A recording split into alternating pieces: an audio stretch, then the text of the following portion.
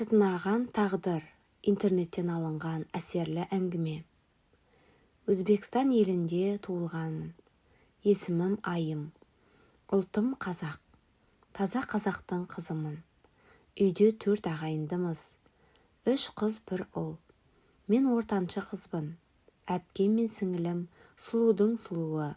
Көздері үлкен, ақ құба, ал мен бөгде біреудің қызы секілді, көзім кішкентай, қыр мұрынды, өзім тағы апарықпын. Шашым тым бұйра, елден ерекше қара қыз едім. Әрине, бір Алланың жаратқан пендесіміз ғой, дегенмен де тап бір өзімді бөтен біреудің қызындай сезінетінмін. Ата-анам мені бөлектетіндей көрінетін. Күнделікті тіршілік. Әкемнің немере інісі көшеде тұратын, өзі көп ішеді. Бүгін тағы да сандырақтап, қисалаңдап біздің үйге бет алыпты. Анам оны көре сала есікті жауып алды. Әкем басқа ауылға шөпке кеткен. Әкем жоқ болған соң анам оны үйге кіргізгісі келмеген шығар. Ағам қайтадан үйіне бара жатып, күннің ыстығында жерде ойнап отырған маған қарай жүріп келеді. Келді де, «Кәмпит жейсің бе? Онда үйге жүр» деді. Анама ағамның үйіне барсам болады ма деп айқайлап едім, естімеді. Жоқ, әлде үндемей-ақ қоя салды ма, әйтеуір тіл қатпады. Ағам үйіне кіріп кетті. Артынша бала көңілім кәмпитке ауып, мен кірдім. Жеңгем төркініне кеткен көрінеді. Ал үстел үстінде кәмпит толы тарелке тұр. Жегің келсе алып же деді. Бірден барын уыстап алып алдым. Ағам үйінде іш киіммен жүр. Тым кішкентай болғандықтан ол кезде ұят дегенді де түсінбегенмін. Бөлмесіне ертіп барып жата қалды да, аяғымды уқалап бер, массаж жасап бер, аяғымды басып бер деп бір түрлі талаптарын қоя бастады. Маған мен қаламайтын талаптарды қоя бастады. Мүшесін көрсетіп, ойына келгенді істемекші болды. Мен одан шошып, жүгіре жөнеліп едім.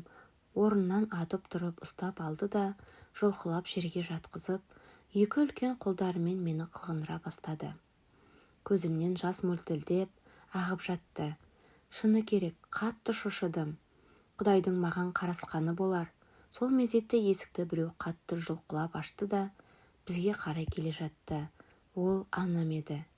Мені көтеріп алды да, ағама ашуланып ұрсып жатты. Есімнен танып қалған екенмін. Оянсам жанымда анам отыр.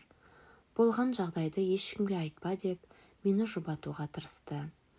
Арада бірнеше күн өтті. Үйге әжем қонаққа келді. Менің мойнымда ағамның саусақ іздері көгеріп қалып қойған. Оны көрген әжем мән-жайды сұрай бастады. Анам болған жағдайды айтқысы келмей, мен ұрдым деді. Мен де үндемедім.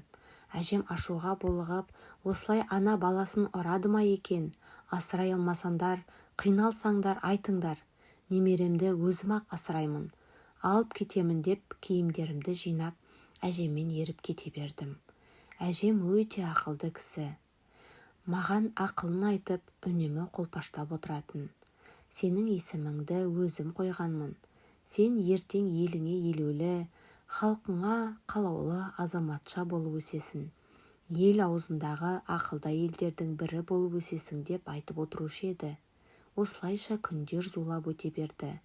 Әкем мен анамның үйіне барсам, әпкем мен сіңілім мені жақтырмай, кет, сен бұл үйдің қызы емессің, бізге бөтеннің қу мұрын деп зікіріп ұрса жөнелетін.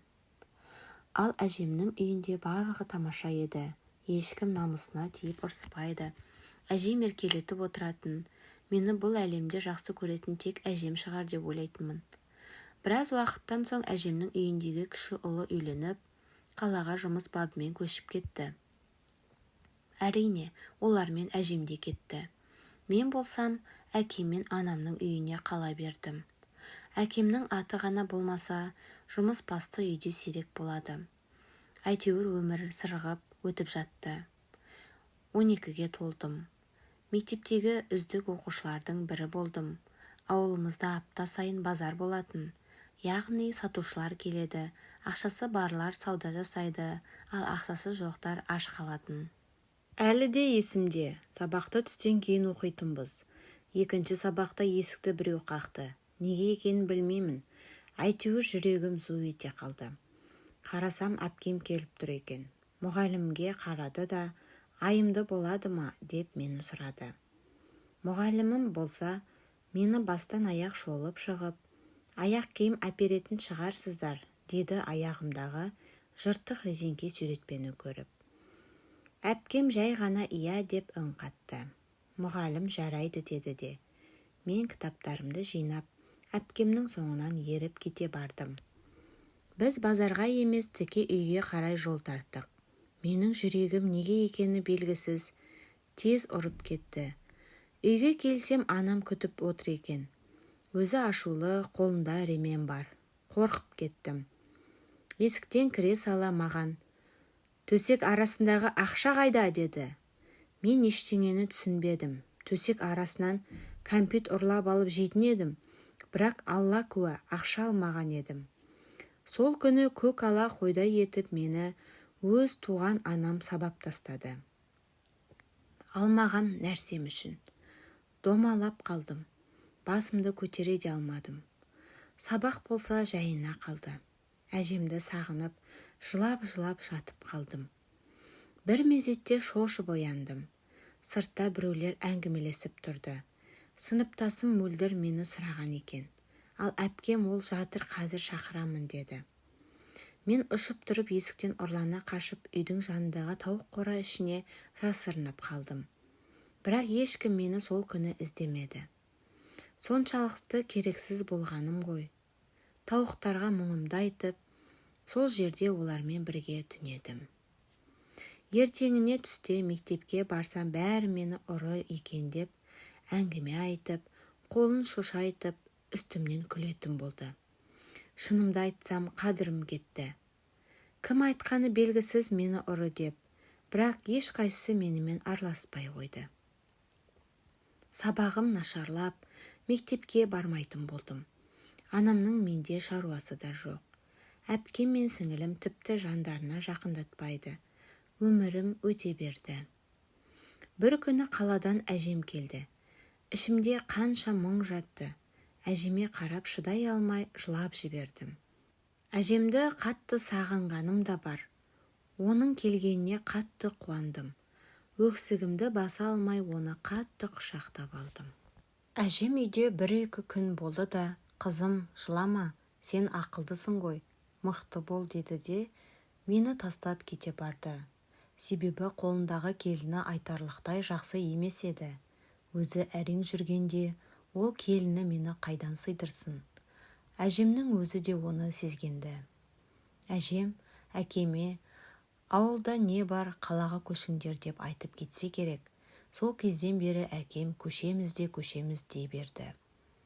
Солай келесі жылы ауылдан қалаға көштік. Менің қуанышымда шек жоқ. Бала көңілім қала көретін болдым деп қатты қуанды. Алда не боларын тіпті сезбегенде едім. Қаланың шетіндегі ауылдық жерде көшіп келдік. Мен 8-ші сыныпқа көштім. Ішімнен жақсы болды ғой, енді мені мұнда ешкім ұры деп атамайды деп. Алмаған ақшам үшін ұра танып кеткенім әлде жүрегіме тыныштық бермейді. Қыркүйек айынан бастап қаланың мектебінде оқи бастадым. Бірақ неге екенін орын ауыстырған бетте ап-арық мен бірден толып кеттім. Бойым болса 1,56 сантиметр. Мектебімде де барлығы сүйкімді аққұба қыздар. Мұнда да мені бөлек қылды. Бәрі әп-әдемі киінген, тап-тиянадай, тіпті мұғалімнің өзі түріме жақтырмағандай қарап, отыр деп артқы партадан орын берді. Қасымда бір жігіт отырды. Ол да болса ауылбай деп бетіме бір қарады да басқа партаға отырды. Мұнда барлығы тек ақшасы бар мен дос. Қалтаңда болса адамсың, болмаса надансың дегендей. Әпкем таңертең, ал мен түсте оқып жүрдік. Ол кеш келсе сабаққа бара алмай қалам, ал ерте келсе барамын. Себебі екеумізде бір аяқ киім. Кейде әдейі кеш келетіндей шайтан ойымды арбап, әпкеме ашуланып кетемін. Себебі ерте келгеніне кеш келгені өте көп. Сол себептен мен де сабақтан көп қалып жүрдім. Тіпті бірде-бір жігіт бұрылып та қарамайтын, мені көбісі солай ауылбай деп менсінбей жүрді. Әрине, ол рас-ақ еді. Себебі дұрыс киімім де жоқ, әлпетім де онша емес. Осылай жүріп әйтеуір 9 сыныпты әрең бітірдім. Маған оқы деп қыстаған ешкім жоқ. Сонда да оқығым келді. Бірақ колледжге түсетін қаражат жоқ еді. Қазір қолымда тек свидетельство ғана бар. Оқымадым. Композитор болғым келді. Жаныма жақын мамандық сол. Қатты қаладым. Бірақ не шара, сол арада әжем дүние салды. Жаныма ең жақын адамнан айырылдым. Оңай болған жоқ, қатты қиналдым. Сол арада тұрмысқа шығу туралы ойладым. Маған жігіт қарамай, сөз салмай, тіпті бетіме қарамай жүрген соң мен де ол туралы ойланбаппын. Әжем қайтқалы арқа сүйер ешкім жоқ, үйде әпке мен сіңілім күн бермейтін. Күндердің күнде көршіміз үйленіп, соң тойына бардық. Сол жерде бірінші рет бір жігітпен таныстым. Қара торы, ұзын бойлы, сымбатты жігіт болды. Өзі ауылға жаңадан көшіп келген екен. Үйіміздің арасы алыс емес. Осы маңда тұратын көрінеді. Бір-бірімізді ұнаттық. Екі жақтың да әке-шешесі қарсы болмады. Ішімнен бақытым осы болар, енді барлығы жақсы болады дедім. Екеуміз жарты жылдай сөйлестік. Барлығы жақсы болған. Алайда әкемнің 4-ші қарындасы бар еді. Оның екіншісі әкеме ол жігітті жамандап барыпты. Не деп жамандағаны белгісіз, әйтеуір әкем содан соң бірден айныды. Жазықсыз өсекті естіген соң жігіттің де атанасы кірпідей жиырылып, бірден айнып кетті. Көп өтпей ол жігіт үйленді. Қалыңдығы әдемі аққұба қыз, өңді, өте сұлу, басыма жалғыздық жазылған ба деп тағдырыма налып, тағы да жылап қала бердім. Өзіммен жасты нағашым бар еді. Оның құрбысы туылған күн жасамақшы болып, мені де шақырды. Көңілім аулансын деп бардым. Әйтеуір қанша қиналып тұрсам да, барғым келіп отырысқа келіп отырдық. Бір жігітті көзім шалды. Жақсы киінген, жақсы отбасынан шыққаны, жағдайының жақсы екені көрініп тұр. Менің көз алмай қарағанымды байқады ма, әйтеуір келді де екеуміз бірден танысып кеттік. Өзі менен бір жасқа ғана үлкен екен, есімі Дарын, колледжде оқиды. Бірден маған ұсыныс жасады.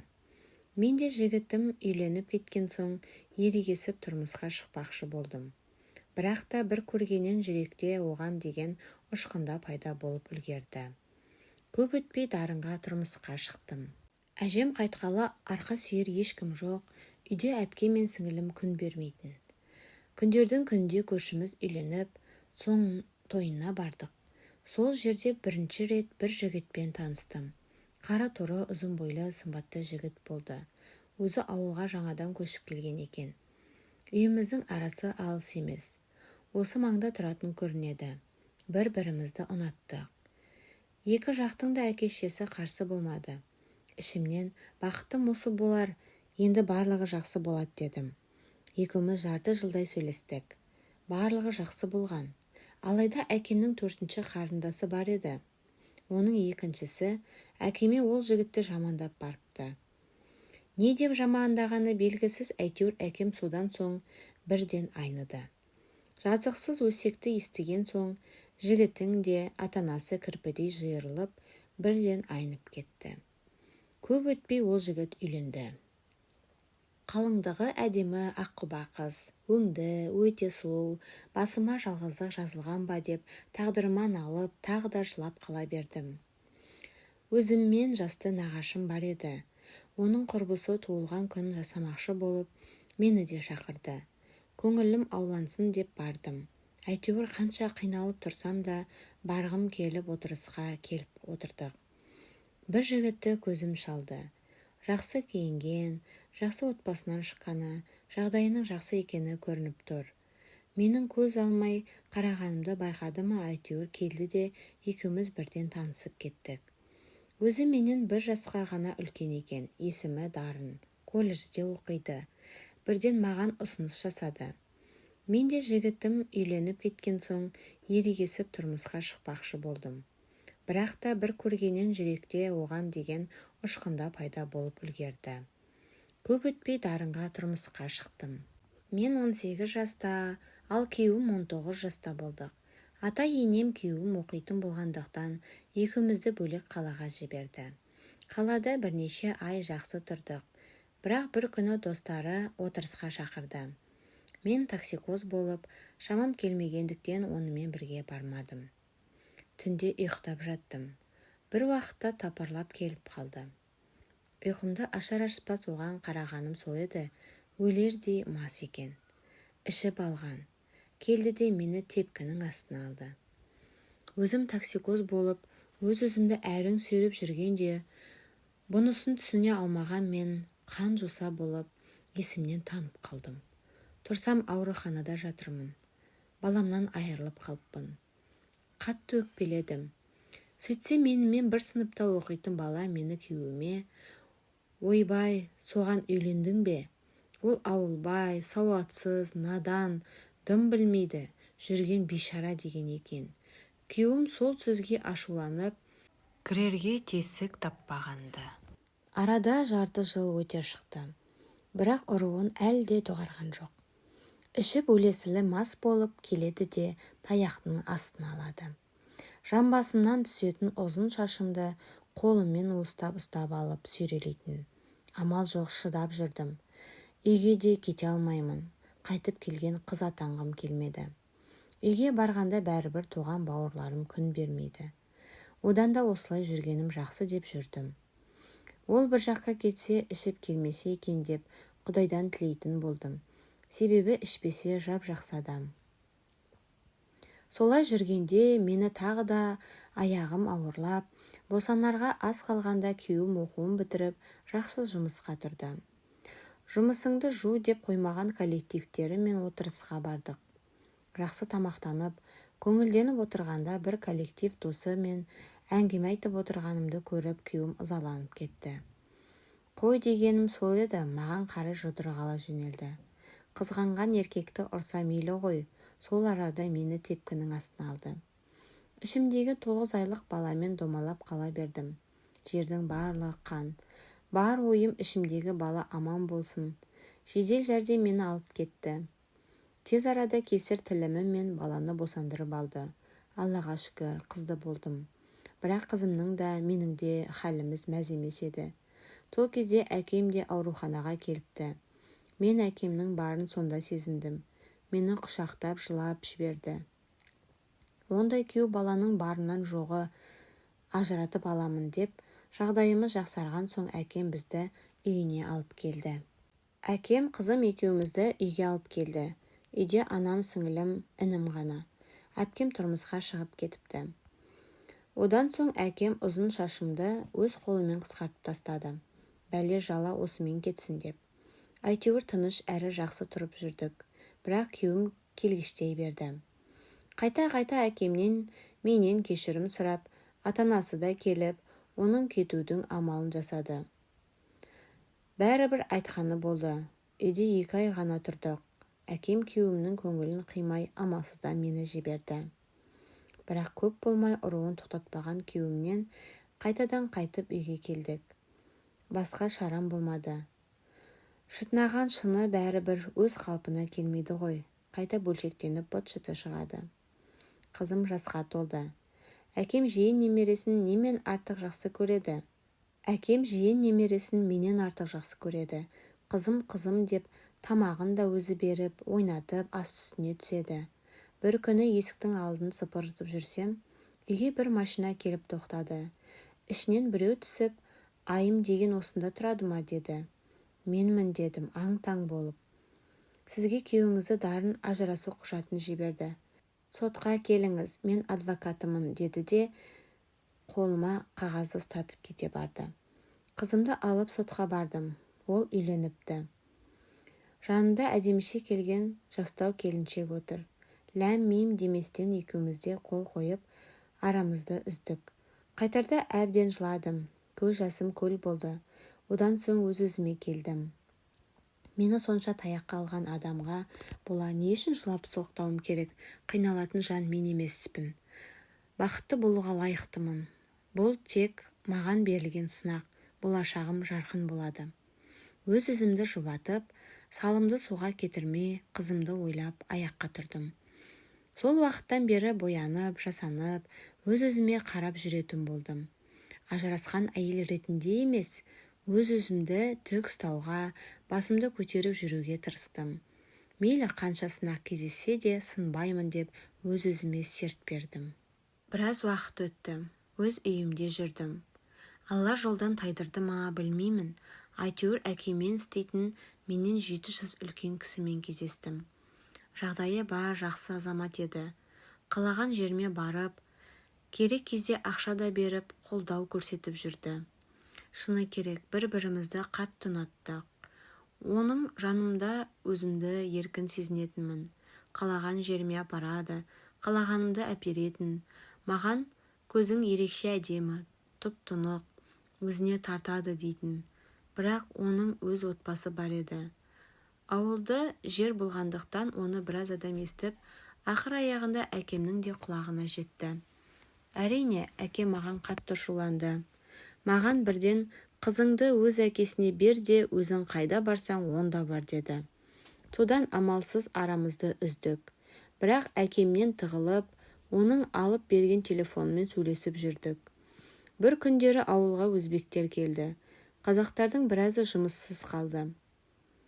Содан әкем Қазақстанға көшеміз деді. Әкем, мен бұрын кете берейін, сендер келгенше біраз ақша табайын деді. Кеткенше маған сөйлемей біраз ренжіп жүрді. Тек кештердің алдында маған саған сенемін деп 2 ауыз сөзін айтып кетті. Әкем кеткен соң үйде жақсы тұрып жүрдік. Бір уақытта сыртта жүргенімде алғаш танысқан жігітіммен кездесіп қалдық. Әйелі тумаған соң ажырасып кетіпті. Мені қайта кездесуге шақырды, жарайды дедім де кетіп қалдым. Бірақ бармадым, білмеймін, аяғым тартпады. Осындағы үйімізді сатып Қазақстанға көшпекші болдық. Отбасы бар жігітіммен соңғы рет сөйлесіп қоштасып алдым. Қызым 3-ке толды. Елімізге баратынымызға қатты қуандық. Жолға шықтық, аман-есен бардық. Бірақ құжат деген бір мұң болды. Біресе анаған, біресе мынаған деп, үйді сатқан ақшамыздан дым қалдырмады. Далада қалдық. Әкем де құжатсыз ешқандай жұмысқа кіре алмады. Солай қауғалап, бәріміз де далада қалдық. Содан амалсыз әпкем мен жездемнің үйіне бардық. Жездем барлығымыз жақтырмаған соң, анам, мен, әкем екеуі нағашыларымызға жаққа кетті. Әпкем жаңадан аяғы ауырлап, угроза болып әрең жүрді. Содан болмай ауруханаға жатты. Мен үйіне, бала-шағасына қарап, тамақтарын жасап беріп жүрдім. Бір күні жездем үйге ішіп келді. Түн ортасы. Барлығымыз ұйқыға жатып қалғанбыз. Жай мен қасыма жақындап тиісе бастады. Мен шошып, қойсаңызшы, бұныңыз не деп едім. Ауылда әркіммен кездескен екенсің ғой, қайта менімен болсаң сауап болады. Әпкем күнде ауырады деп, күштегенде өз балдызының арын аяққа таптады. Таңның атқан әрең күтіп жаттым. Таң мәресіне таяғанда бәрін тастап қызымды ғана алдым да, мен де нағашылар жаққа кетіп қалдым. Әкем мен анамның қасына амалсыз басқа өтірік айтып бардым. Сөйтсем әпкем үйге келіп, әкеме хабарласып, қызың менің алтын сақинамды ұрлап кетіпті. Қайтарсын, айт. Бірақ несін сұраймын? Кішкентайынан өзі ұрлықшы ғой, таң қалмаймын деді. Тағы да алмаған затым үшін жүрегіме бататын, тастай қатты сөздерді естідім. Не де болса әкем маған сенетін. Бірақ ажал айдап, әкем жүрек талмасынан о дүниелік болды. Үйде тұрып жатқан нағашы әпкемнің қызы басқаларға қызының алтын ұрлағанын естіп, жүрегі жарылып өлді депті. Құжаттар ақыры дұрыс болмаған соң, біраз уақыттан соң анам Өзбекстанға қайтып кетті. Мен амалсыз қайтадан әпкем мен жездемнің үйіне бардым. Жездем наглый тиісетін болды. Әпкем сыртта шығып кетсе, жақындап қарсылығыма қарамастан қолын шошайта беретін. Түнде жездемнен қашып, қызыммен бірге домның жанына жататын болдым. Менен гөрі бомж бақытты шығар деп ойлап жүрдім. Менің далаға түнегенімді ешкім білмейтін, тіпті әпкем де. Оған әлі күнге дейін айта алмаймын. Бір күні көрші мені көріп қалыпты. Кішкентай баласын жіберіп мені шақыртыпты. Үйіне барып едім. Жездеңе симай жүрсің ба, деді. Шыдай алмай жылап жібердім. Көршіміз үлкен ұлына квартира тап, баласымен далада қалатын болды. Обал болады. Мен қатты қуандым. Сол кісінің арқасында квартира мен жұмыс тауып, күн көріп кеттім. Солай жақынымнан емес, бөтен біреудің арқасында жиналып алдым. Кішкене ақша жинап, жағдайымды түзеп жүріп, қазіргі жолдасыммен таныстым. Оған бәрін айттым. Біреудің ойнасы болдым, ажырастым, тағдырым мәз емес дедім. Алайда жездеммен болған жағдайды айтпадым. Әлі де айта алмаймын.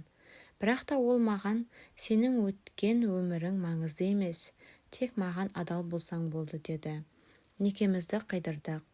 Оның да тағдыры менікімен ұқсас, ажырасқан екен. Екеуміз көңіл қосқан соң, кесер тілігіммен бір ұл босандым. Қызымды жатырқамай бауырына басып әке болды. Қызымның әкесі ішілікке салынып кетіпті. Әке-шешесі қайтыс болған. Қызым 12-ге толды. Осы уақытқа дейін мүлдем қыздарын іздеп келген жоқ. Бірақ жездеммен ойнас қылғаным әлі де өкінемін. Қазір жүйке жүйеме зақым келгендіктен емделіп жүрмін. Жолдасым шүкір қасымнан табылып қолдау білдіріп жүр. Мені кішкентайымнан зорламақшы болған ағам қазір мен тұратын облыста майор болып істейді. Өмір деген осылай өте береді екен ғой. Менің басымнан өткен оқиға осы. Мені ешкім жақсы көрмейді екен десем, жақсы көретіндер жан-жағымда көп екен ғой. Соңына дейін тыңдағандарыңыз үшін рахмет. Аман болыңыздар.